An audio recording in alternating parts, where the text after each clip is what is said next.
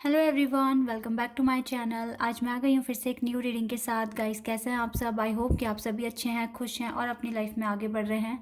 आज मैं आप सभी के लिए रीडिंग करने वाली हूँ नो कांटेक्ट और आपके पार्टनर की करंट फीलिंग्स क्या हैं आपके लिए। ठीक है, आप दोनों के बीच में बात नहीं हो रही है और आपको जानना है कि आपके पार्टनर की करंट फीलिंग्स आपके लिए क्या है, वो क्या सोच रहे हैं आपके बारे में, कैसा फील कर रहे हैं।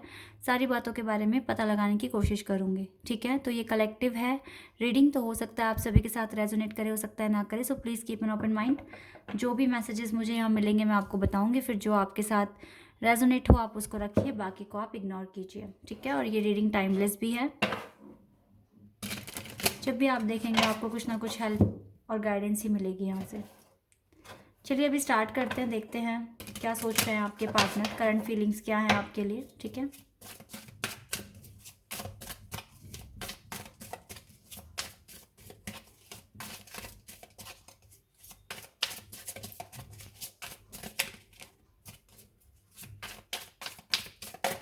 ओके, एक कार्ड आ गया हमारे पास,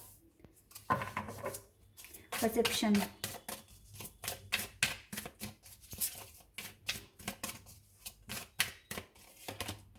डेस्टिनी।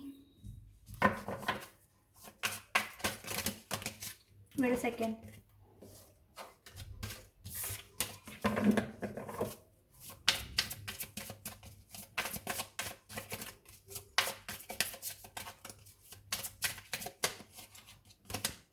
फेथ।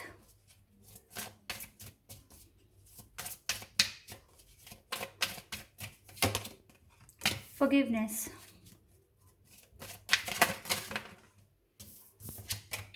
बहुत सारे कार्ड्स हैं guys.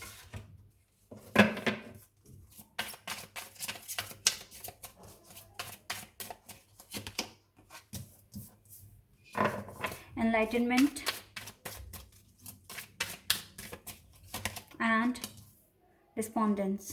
Okay, bottom of the deck से रिन्यूअल का कार्ड भी आया है। आ, मुझको लगता है अगर आप दोनों के बीच में नो कांटेक्ट है तो कुछ ना कुछ या तो मिसअंडरस्टैंडिंग हुई है। ठीक है, या फिर ये पार्टनर सोचते हैं कि ये आपको डिज़र्व नहीं करते। कुछ इस तरह की मुझे यहाँ पर वाइब गेट हो रही है, क्योंकि ये पर्सन आपको एकदम परफेक्ट मानते हैं। आप बहुत अच्छे हैं, ठीक है, बहुत ही चार्मिंग है, बहुत ही प्योर पर्सन है। और इस पर्सन को लगता है कि ये आपको डिज़र्व नहीं करते हैं। ठीक है, इस पर्सन को ऐसा फील होता है देखो इस पर्सन के ना खुद के फियर्स हैं।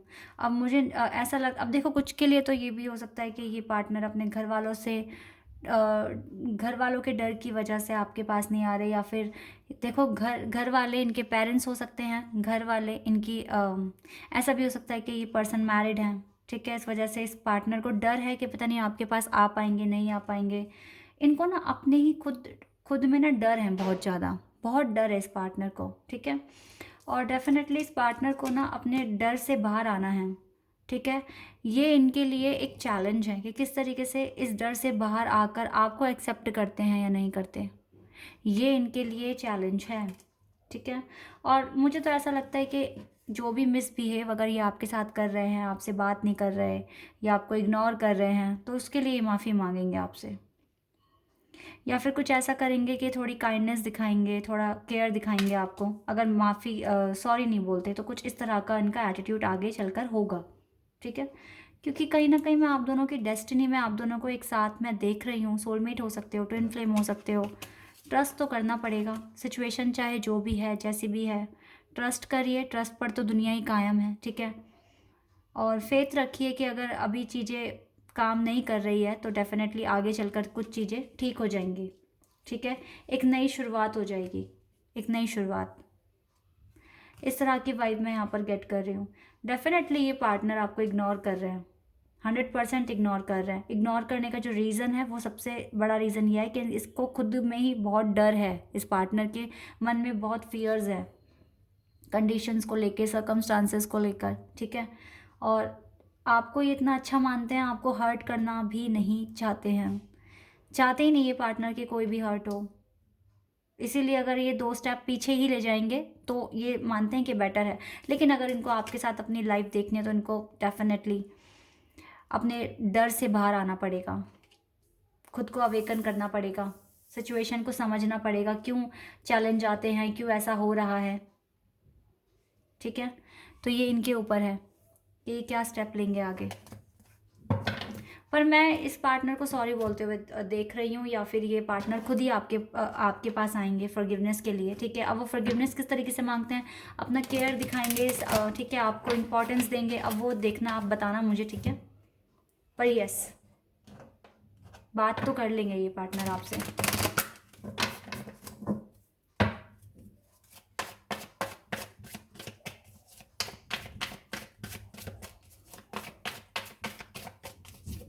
चलिए अभी टैरोट से देखते हैं। द फूल, एक और कार्ड आ गया, 2 of pentacles, 7 of pentacles, 2 cards आए हैं, queen of pentacles and 3 of swords. Third party situation हो सकती है यहाँ पर डेफिनेटली। 2 चीज़ों में बहुत ज़्यादा कंफ्यूज है ये partner. Okay, bottom of the deck से आया है 6 ऑफ सोर्ड्स। ठीक है, सुनिए गाइस, यहाँ पर जो साइन, अब मैं आपको बता देती हूँ, यहाँ पे अर्थ साइन बहुत स्ट्रांग है, टॉरस, वर्गो एंड कैप्रिकॉन। यहाँ पर एक्वेरियस एंड पाइसेस बहुत स्ट्रांग है, ये साइन बहुत स्ट्रांग है। ठीक है, अदरवाइज यहाँ पर Gemini, Libra, Aquarius and cancer, scorpion, Pisces भी है। ओके, फायर साइन मैं यहाँ पर नहीं देख पा रही हूँ, लेकिन हो सकता है क्योंकि ये रीडिंग कलेक्टिव है। ओके, तो यहाँ पर देखिए डेफिनेटली ये पार्टनर 2 चीज़ों में लेकर बहुत ज़्यादा स्टक है, बहुत ज़्यादा स्टक है। ठीक है, क्योंकि यहाँ पर देखिए आप भी हैं इनकी लाइफ में और कोई और पर्सन भी है। अब कोई और पर्सन, आप देखिए कि आपके केस में थर्ड पार्टी कौन है, परिवार है या फिर कोई और पर्सन है। ठीक है, ये आप देखिए, तो ये बहुत कंफ्यूज हो रहे हैं 2 चीज़ों में कि इनको क्या करना है, क्या नहीं करना। ठीक है, 7 of cups and 7 of pentacles का मतलब है कि बहुत कंफ्यूजन है, और यहाँ पर कुछ ना कुछ डिसअपॉइंट भी है ये पार्टनर कि ऐसा क्यों हो रहा है, क्यों इतनी कंफ्यूजन हो रही है, क्यों सब कुछ इजीली नहीं होता है लाइफ में। ठीक है, इस चीज़ को लेकर भी काफ़ी कंफ्यूज है। और ये पार्टनर आपको देखते हैं एक इंडिपेंडेंट सोल। ठीक है, आप तो अपनी लाइफ में अच्छा कर रहे हैं। ठीक है, आप अपनी लाइफ में अपने आप को फोकस, मतलब अपने आप पर फोकस है आपका, अपने बिजनेस पर है, अपनी जॉब पर है, अपनी स्टडी पर है। ठीक है, लेकिन किस्मत ने आप दोनों को एक दूसरे पर स्टक कर दिया है, और फीलिंग बहुत ज़्यादा अजीब है दोनों की ही। समझ नहीं आ रही क्या करें, मूव ऑन कर लें या स्टे करें इस कनेक्शन में। बहुत ही मतलब कॉम्प्लिकेटेड है ये स्टोरी, बहुत ज़्यादा। पर लेकिन देखिए, द फूल का मतलब होता है एक न्यू बिगिनिंग। ठीक है, तो न्यू बिगिनिंग चाहते तो है, लेकिन कंफ्यूज भी बहुत है। कंफ्यूजन के यहाँ पर ज़्यादातर कार्ड आए हैं, एक दूसरे पर स्टक भी हो और मूव ऑन भी चाहते भी हो करना, नहीं भी हो पा रहा है। खैर, टाइम हील्स एवरीथिंग। ठीक है, आप देखिए, टाइम आपको सब कुछ बताएगा, टाइम सब कुछ बता देगा। लेकिन फीलिंग्स तो यही है। देखिए, अभी ये पार्टनर बहुत कंफ्यूजन में है, और इसको ये भी लगता है कि ये आपको डिज़र्व नहीं करते हैं। और दूसरी बात ये है कि आपको तो देखो, ये बहुत आपकी तो रिस्पेक्ट करते हैं, ऐसा कुछ नहीं है कि आपकी रिस्पेक्ट नहीं कर रहे, लेकिन यस, ये आपको इग्नोर कर रहे हैं। इग्नोर करने का सबसे बड़ा रीज़न जो ये ही है कि ये कन्फ्यूज़न में है कि ये करें क्या, मूव ऑन कर जाएं, आपके साथ रहें। ठीक है, आप पर स्टक हैं, मूव ऑन करना चाहते नहीं हैं, इनका दिल करने नहीं दे पा रहा है इनको। ठीक है, अब डेफिनेटली देखिए, बॉटम ऑफ द डेक से 6 ऑफ सोर्ड्स का कार्ड है, तो ये भी मुझे रिकॉन्सिलेशन बताता है। तो फ्यूचर में चांसेस तो हैं इस पार्टनर के आने के। ठीक है, लेकिन देखते हैं आगे, जब मैं और दोबारा से इस टॉपिक पर रीडिंग करूँगी तो देखेंगे क्या अपडेट आएगा। ठीक है, लेकिन अभी के लिए तो ये पार्टनर कन्फ्यूज़न में है, और अभी एक्शन नहीं लेना, मतलब लेने के कंडीशन में है ही नहीं। जब कोई पार्टनर कन्फ्यूज़न में होता है तो वो एक्शन कैसे लेगा। लेकिन हाँ, स्टक अभी है ही आप पर। ठीक है, मूव ऑन नहीं कर पाएंगे, इतना मैं यहाँ पर क्लियर आपको बता रही हूँ कि अभी ये फ़िलहाल तो मूव ऑन नहीं कर पाएंगे, आपके बारे में सोच भी रहे हैं। ठीक है, बहुत ज़्यादा। चलिए, अब ट्रू लव और अकल डेक से मैं कुछ कार्ड्स निकाल लेती हूँ, देखती हूँ यहाँ से क्या आता है। ठीक है, इनकी फीलिंग्स क्या हैं आपको लेकर, देख लेते हैं।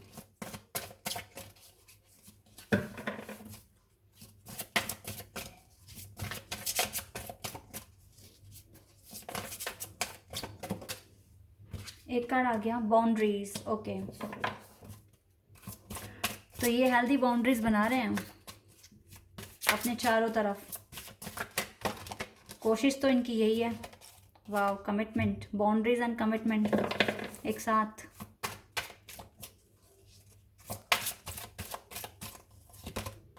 The secret woman,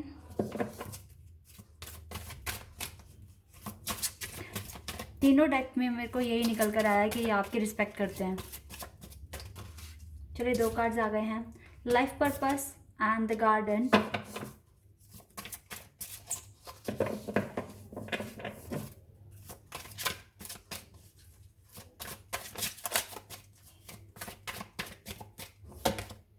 distorted masculine, definitely देखिए डिस्टॉर्टेड मैस्कुलिन यहाँ पे बिल्कुल ठीक आ गया, क्योंकि ये पार्टनर अभी ऐसा ही फील कर रहे हैं, जिसके लिए भी आप पूछ रहे हैं ना, ऐसा ही फील कर रहे हैं। इनके लाइफ में सब कुछ इम्बैलेंस सा हो गया है, कुछ भी इनको समझ नहीं आ रहा है, ठीक है, कन्फ्यूज़न में बहुत ज़्यादा है ये पार्टनर, समझ नहीं आ रहा है इनको क्या करना है क्या नहीं करना, ठीक है।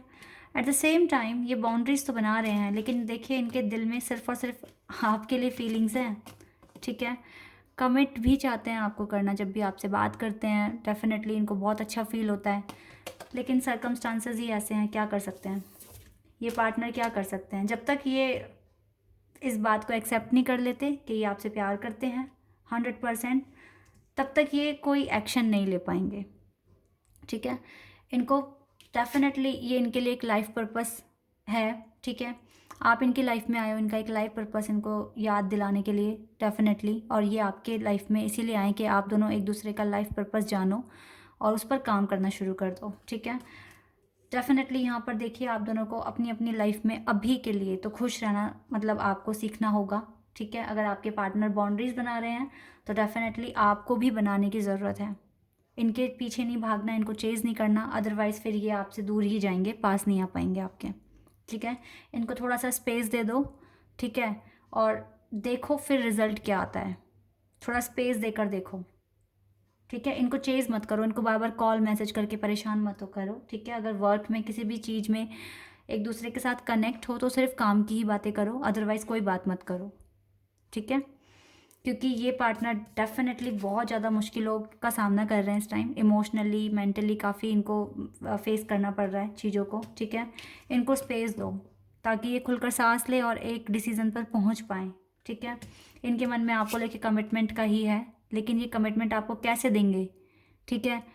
कुछ सिचुएशंस में फंसे हैं तभी तो ऐसा स्टक फील कर रहे हैं, जब तक उन सिचुएशन से बाहर नहीं आ जाते कमिटमेंट कैसे देंगे आपको। तो डेफिनेटली इनके मन में है, लेकिन इनको मन की बात कहनी भी तो है ना, तो वो कहने के लिए इनको थोड़ा सा स्पेस दे दो, थोड़ा सा इनको डिस्टर्ब कम करो, और डेफिनेटली चीज़ें हो सकता है कि आगे चलकर वर्क करनी शुरू हो जाए, ठीक है।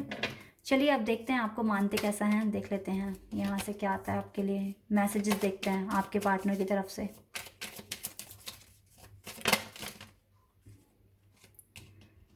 एक मैसेज आ गया, यू अप्रिशिएट मी, तो आप इनको अप्रिशिएट करते हो।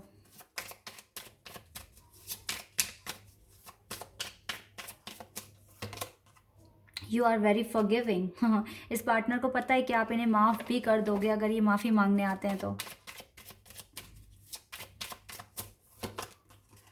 यू रिस्पेक्ट माई फैमिली, तो इस पार्टनर को पता है कि आप इनकी फैमिली की रिस्पेक्ट करते हो। You are very cute and adorable, तो आपको क्यूट भी कह रहे हैं, अडोरेबल भी कह रहे हैं, आपके रिस्पेक्ट भी करते हैं ये पार्टनर, जैसे आप इनकी करते हो ना वैसे ही ये पार्टनर भी करते हैं। You treat me like your princess, और प्रिंस भी हो सकते हो, ठीक है। And you are dedicated in our relationship, आपको डेडिकेटेड भी कह रहे हैं, ठीक है। अंडरस्टैंडिंग तो है आप दोनों के बीच में, लेकिन you can read my mind, आप इनका माइंड रीड कर सकते हो। यू रिस्पेक्ट माई डिसीजंस, तो आप इनके डिसीजन की रिस्पेक्ट भी करते हो, ठीक है। तो यही मैसेजेस दिए आपके पार्टनर ने आपको। गाइज यहाँ पर छोटी सी बात समझने वाली सिर्फ और सिर्फ यही है कि इस पार्टनर को चेज़ करना बंद कर दो, क्योंकि जो इंसान ऑलरेडी परेशान होता है ना, और जब उसका दिमाग काम नहीं कर रहा होता और हम उसको डिस्टर्ब कर देते हैं, तो डेफिनेटली वो चीज़ें और वर्स्ट हो जाएंगी, और चीज़ें जो सही हो सकती हैं, ठीक है, फिर या तो उसमें टाइम लगेगा या फिर वो ठीक नहीं होंगी। थोड़ा सा सोच कर समझ कर ही आगे का स्टेप लो, ठीक है। रीडिंग मैंने आपको बता दी है, अब अपना भी थोड़ा दिमाग चलाओ और डेफिनेटली अगर कनेक्शन को बचाना है तो सोच समझ कर ही आगे का स्टेप लो, ठीक है। तो ये है आपकी रीडिंग। आई होप कि आपके साथ रेजोनेट हुई हो, आपको पसंद आई हो। अगर ये रीडिंग आपके साथ रेजोनेट हुई है तो मुझे कमेंट सेक्शन में बताना। चैनल पर अगर आप नए हैं तो सब्सक्राइब कर देना, वीडियो को लाइक कर देना। अभी के लिए बस इतना ही गाइस, बाय, टेक केयर।